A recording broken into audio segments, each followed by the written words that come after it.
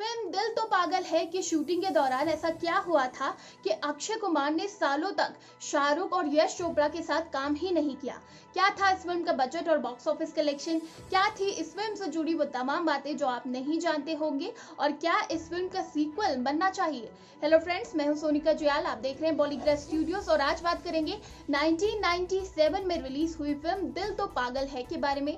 तो ये एक म्यूजिकल ड्रामा फिल्म थी और बहुत अच्छा इसका म्यूजिक था। इसमें शाहरुख, करिश्मा कपूर और माधुरी दीक्षित नजर आए थे और इस फिल्म को डायरेक्ट किया था यश चोपड़ा ने। और इस फिल्म की स्टोरी आदित्य चोपड़ा ने लिखी थी और स्क्रीन प्ले आदित्य चोपड़ा, यश चोपड़ा और यश चोपड़ा की वाइफ पामिना चोपड़ा ने मिलकर लिखा था।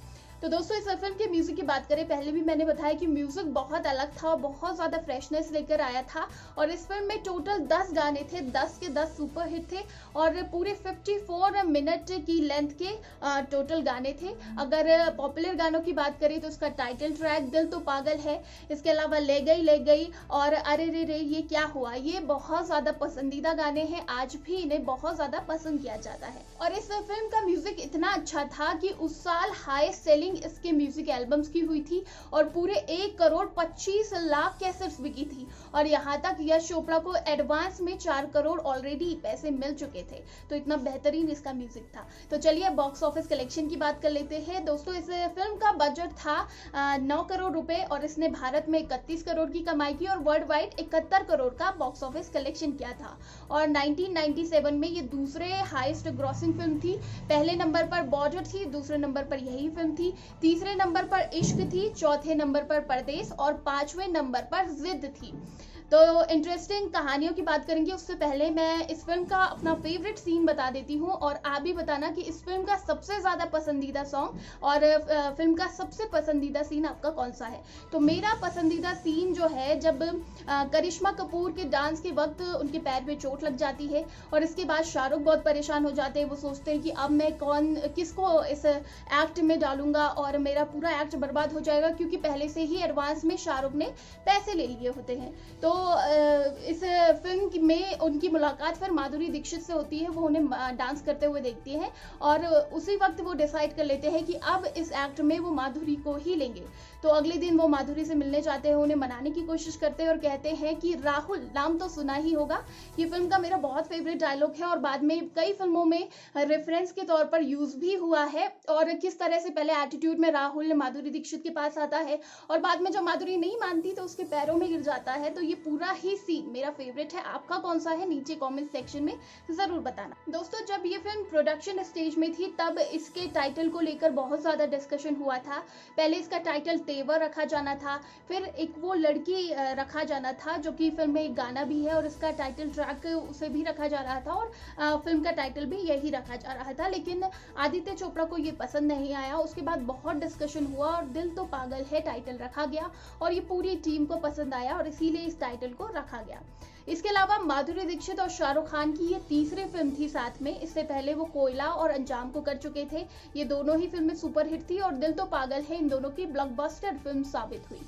इसके अलावा जब कास्टिंग का वक्त था तो शाहरुख और माधुरी दीक्षित को ही वो कास्ट करने वाले थे, लेकिन जो करिश्मा कपूर का रोल था वो पहले बहुत सारी एक्ट्रेस को ऑफर किया गया था। इसमें मनीषा कोइराला का नाम भी शामिल है। मनीषा कोइराला को जब ये रोल ऑफर किया तो उन्होंने किसी कारण से ये मना कर दिया, लेकिन बाद में उन्होंने कहा कि उन्हें बहुत ज्यादा पछतावा हुआ कि उन्होंने इस फिल्म में क्यों काम नहीं किया। उसके बाद जूही को ये रोल ऑफर किया गया था और जूही यश चोपड़ा की फिल्म डर में काम कर चुकी थी, लेकिन इस फिल्म में वो माधुरी दीक्षित के साथ सपोर्टिंग एक्टर की तरह काम नहीं करना चाहती थी, तो उन्होंने भी ये फिल्म करने से मना कर दिया।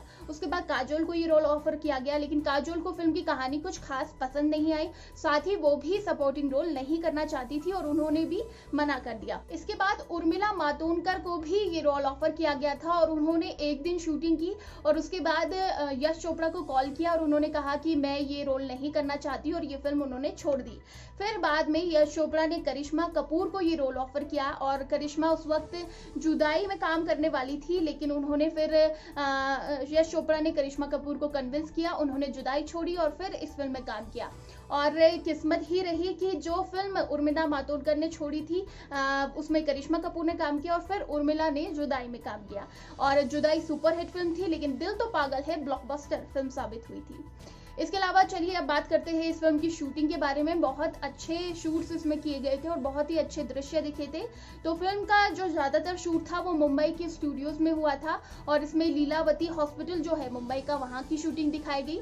बाकी जो फिल्म के गाने थे और टाइटल ट्रैक था वो साउथ वेस्ट जर्मनी में शूट किए गए थे और यहाँ के यूरोपा पार्क में और बाडन बाडन में शूट किए गए थे। और ये पहली फिल्म थी जिसकी शूटिंग यहाँ की जा रही थी। ये जर्मनी का बहुत अच्छा टूरिस्ट प्लेस है और यहाँ पर फिल्म के बहुत सारे सीन्स दिखाए गए। दोस्तों, इस फिल्म के लगभग सभी गाने लता मंगेशकर और उदित नारायण ने गाए थे और बाकी के गाने आशा भोसले और हरिहरन ने गाए थे। लेकिन एक गाना इस फिल्म के लिए रिकॉर्ड किया गया था जिसे कुमार शानू ने गाया था, लेकिन बाद में ये गाना इस फिल्म से डिलीट कर दिया गया और नहीं रखा गया।